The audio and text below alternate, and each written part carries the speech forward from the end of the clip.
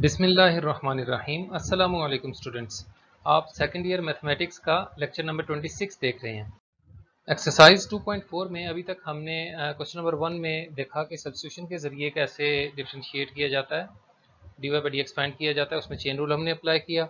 उसके बाद question number 2 में इम्प्लिसिट डिफरेंशिएशन सीखी हमने। अब क्वेश्चन नंबर 3 में देखें, कह रहा find d Y by D x of the following parametric functions, यानी जो फंक्शन है उसमें जो वेरिएबल्स इन्वॉल्व हैं एक्स और वाई, वो दोनों किसी थर्ड वेरिएबल पे डिपेंड कर रहे होंगे जिसको पैरामीटर कहते हैं। जैसे यहाँ पे आपको पैरामीटर थीटा नज़र आ रहा है। एक्स जो एक्स की वैल्यू दी गई है वो है थीटा प्लस 1/थीटा, और वाई की जो पैरामीट्रिक इक्वेशन है वो है थीटा प्लस 1।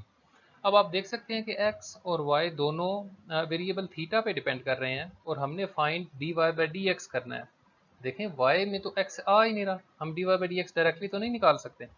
तो इसके लिए करना ही होता है कि जब ये देखें x भी थीटा का फंक्शन है, y भी थीटा का फंक्शन है, तो करते यूँ हैं कि d Y by D x ऐसे बनाते हैं कि ये D Y by D x जो भी चीज़ आपने बनानी है वो यहाँ पे लिख लें d Y by D x, और जो थर्ड वेरिएबल है वो यहाँ और यहाँ लिख लें, जैसा कि हमने चेन रूल में सीखा था।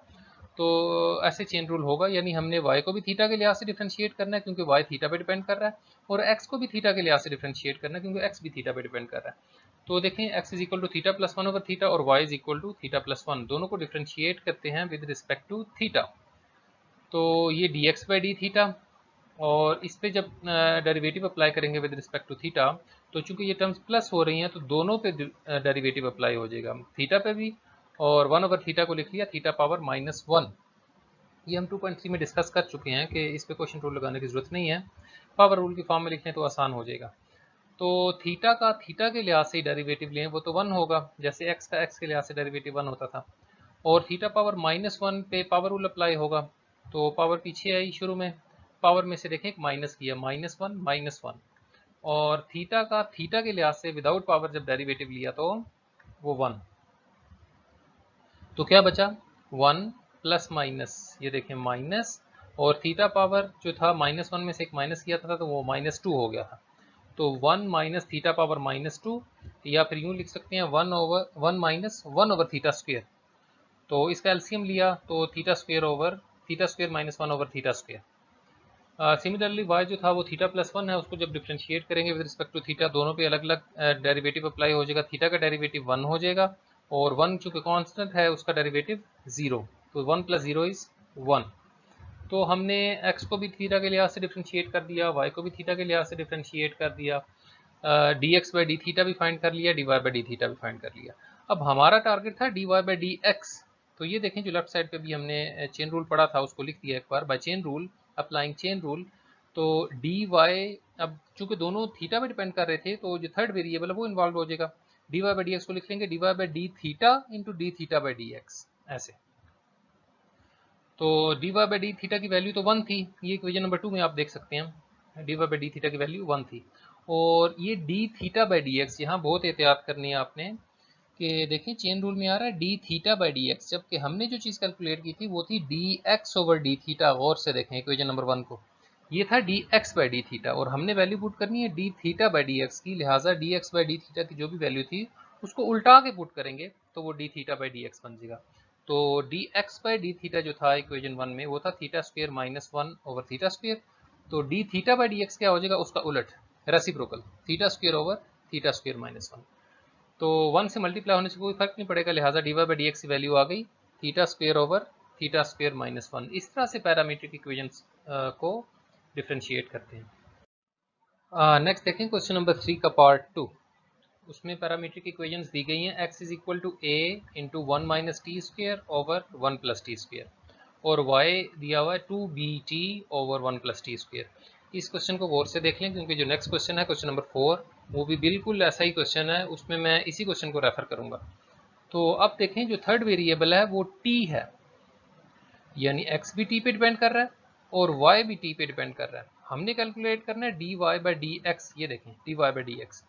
तो आपको बताया था D Y by D x ऐसे लिख लेना आपने d Y by D x, और जो थर्ड वेरिएबल इन्वॉल्व होगा वो जो पैरामीटर है उसको यहाँ और यहाँ लिख लेना आपने, या ऐसे चेन रूल अप्लाई करेंगे। उसके लिए हमें क्या करना होगा, सबसे पहले हम x को डिफ्रेंशिएट करेंगे t के लिहाज से, ज़रा लेंथी क्वेश्चन है, वाई को भी डिफ्रेंशिएट करेंगे टी के लिहाज से, और आखिर में चेन रूल अप्लाई करके d Y by D x calculate करेंगे।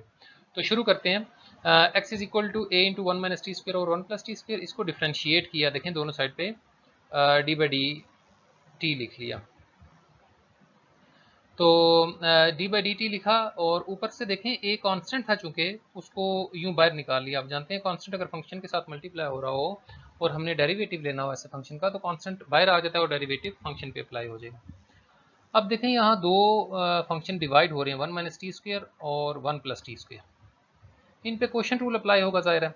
उसमें क्या होता था कि नीचे वाले फंक्शन का स्क्वायर लेना होता था, आप देख सकते हैं, फिर नीचे वाले फंक्शन को वैसे लिखते थे और ऊपर वाले फंक्शन का डेरिवेटिव माइनस, फिर ऊपर वाले फंक्शन को वैसे लिख दिया और नीचे वाले फंक्शन का डेरिवेटिव ले लिया।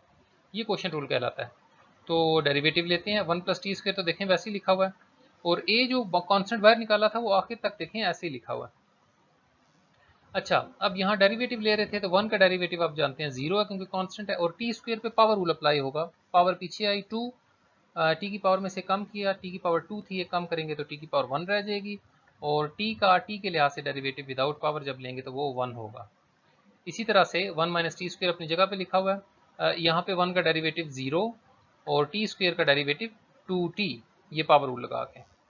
तो इस ब्रैकेट से देखें जीरो माइनस टू टी आ गया, और नेक्स्ट डेरिवेटिव लिया था उसमें से टू टी बच रहा है, तो मल्टीप्लाई कर दें या कॉमन ले लें टू टी, जैसे आपको आसान लगे। माइनस टू टी को मल्टीप्लाई करेंगे तो माइनस टू टी क्यूब, और जब टू टी को अंदर मल्टीप्लाई करेंगे तो two t cube, minus minus plus two t और प्लस टू टी क्यूब बन जाएगा।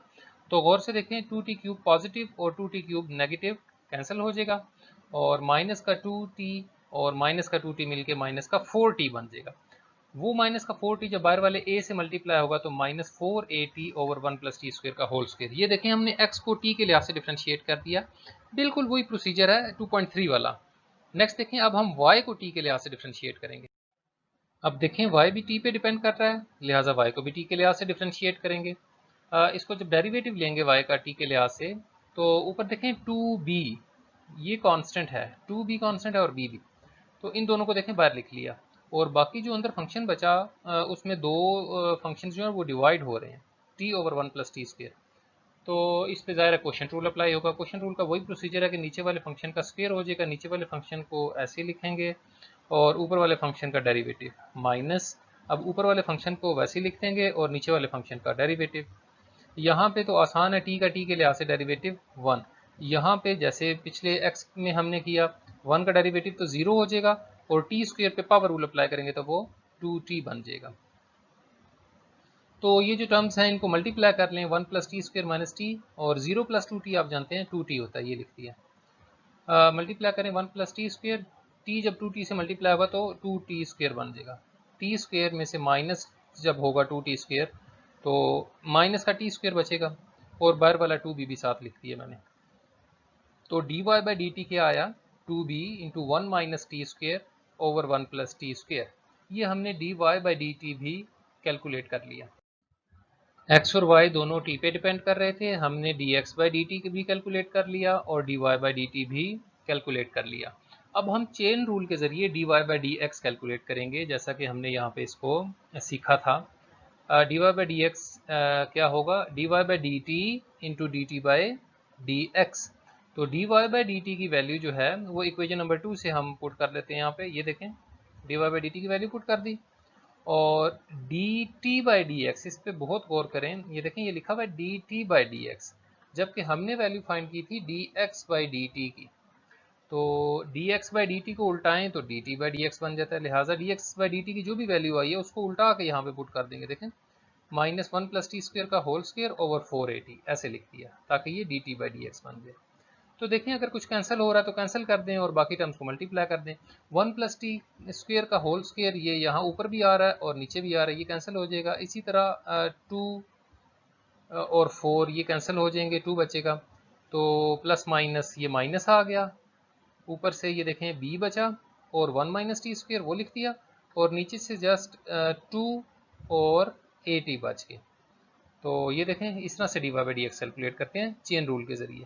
अब क्वेश्चन नंबर 4 की तरफ हम मूव करेंगे, लेकिन उससे पहले देख लें इन इक्वेशंस को और कि x की क्या वैल्यू है और y की क्या वैल्यू है। फर्क सिर्फ इतना आएगा क्वेश्चन नंबर 4 में कि यहाँ पे a नहीं लिखा होगा और यहाँ पे b नहीं लिखा होगा। तो बिल्कुल सेम प्रोसीजर से हम dy by D x calculate करेंगे क्वेश्चन नंबर 4 में।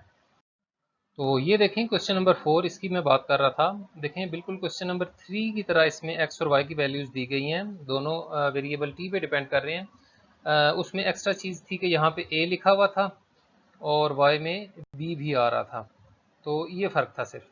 तो देखें बिल्कुल सेम प्रोसीजर से इसको डिफ्रेंशिएट करेंगे। यहाँ पे जो a आ रहा था इस जगह पे, तो उसको मैंने यहाँ पे बाहर लिख लिया था डी बाई डी टी से। यहाँ पे उसको बाहर लिखने की भी ज़रूरत नहीं है। बिल्कुल सेम प्रोसीजर से क्वेश्चन रूल अप्लाई करके आप D x by D T की वैल्यू निकाल लेंगे, जो कि आएगी -4t ओवर 1 + t स्क्वेयर का होल स्क्वेयर। सिमिलरली y की भी वही वैल्यू है जैसे क्वेश्चन नंबर 3 में थी, सिर्फ ये फ़र्क है कि ऊपर 2bt था, यहाँ पे 2t है। तो वहाँ पे 2b को बाहर निकाल लिया था, यहाँ पे सिर्फ 2 बाहर आएगा। तो बाकी सेम प्रोसीजर के ज़रिए क्वोशिएंट रूल लगाएं। 2b की जगह आप देख सकते हैं कि यहाँ पे dy बाई डी टी में सिर्फ 2 बाहर आ रहा है। अब क्वेश्चन नंबर 3 में तो ये था कि just dy by D x calculate करना है। यहाँ पे dy बाई डी एक्स तो कैलकुलेट करना ही था, चेन रूल लगाएंगे अभी हम और dy by D x calculate करेंगे, लेकिन ये रिलेशन प्रूव भी करना है। तो देखें इसको कैसे प्रूव करते हैं। अभी हमने क्या कैलकुलेट किया, d x by D t calculate किया और dy by D t calculate किया। ये देखें d x by D T की ये वैल्यू आ रही थी और D Y by D T की ये वैल्यू आ रही थी। अब जो रिलेशन हमने प्रूव करना है उसमें देखें d Y by D x use हो रहा है, तो उसके लिए हमें चेन रूल लगाना पड़ेगा। तो D Y by D X is equal to D Y by D T into D T by D x. तो D Y by D x की वैल्यू तो इक्वेशन नंबर 2 से ये पुट कर दी हमने, और D T by D x की वैल्यू देखें, हमें D x by D T की वैल्यू पता है, तो उसको उल्टा के यहाँ पुट करेंगे तो D T by D x की वैल्यू बन जाएगी। इसको सिंप्लीफाई किया, 1 + t स्क्वेयर का होल स्क्वेयर कैंसिल हो रहा था, ऊपर से 2 से 4 भी कैंसिल हो रहा है और 2 बचेगा, तो माइनस का 1 - t स्क्वेयर ओवर 2t, ये D Y by D X आ गया। अब हम चलते हैं उस रिलेशन की तरफ जो हमने प्रूव करना है। ये जो क्वेश्चन में दिया गया था इसकी लेफ्ट हैंड साइड कंसीडर करें, तो वो थी y into d Y by D x plus x. तो y की वैल्यू देखें क्वेश्चन में दी गई थी, ये लिखी हुई है y की वैल्यू, वो पुट कर दी, और साथ d Y by D x multiply करना था। तो D Y by D x अभी जो हमने कैलकुलेट किया वो ये देखें यहाँ पे हमने पुट कर दिया माइनस साइन के साथ, प्लस नेक्स्ट है x, और x की वैल्यू भी हमें क्वेश्चन में दी गई थी, ये लेफ्ट पे आप देख सकते हैं 1 - t square over 1 + t square, तो उसकी वैल्यू भी पुट कर दी। तो अगर आप गौर करें तो ये देखें 2t से 2t कैंसिल हो रहा है, ये माइनस प्लस माइनस आ गया, ये इस माइनस की बात हो रही है। ऊपर से बचा 1 - t स्क्वेयर, ये देखें, और नीचे से बचा 1 + t स्क्वेयर, ये बच गया। और राइट साइड पे जो x की वैल्यू लिखी थी 1 - t स्क्वेयर और 1 + t स्क्वेयर, वो वैसी लिखी हुई है। तो गौर से देखें, माइनस का 1 - t square over 1 + t square और प्लस का 1 - t square over 1 + t square, ये आपस में कैंसिल हो जाएंगे और बचा 0, जो कि आपकी राइट हैंड साइड थी। तो इस तरह से हमने d Y by D x calculate करने के बाद इस रिलेशन को प्रूव किया। अभी तक हमने दो सिचुएशंस में चेन रूल अप्लाई किया।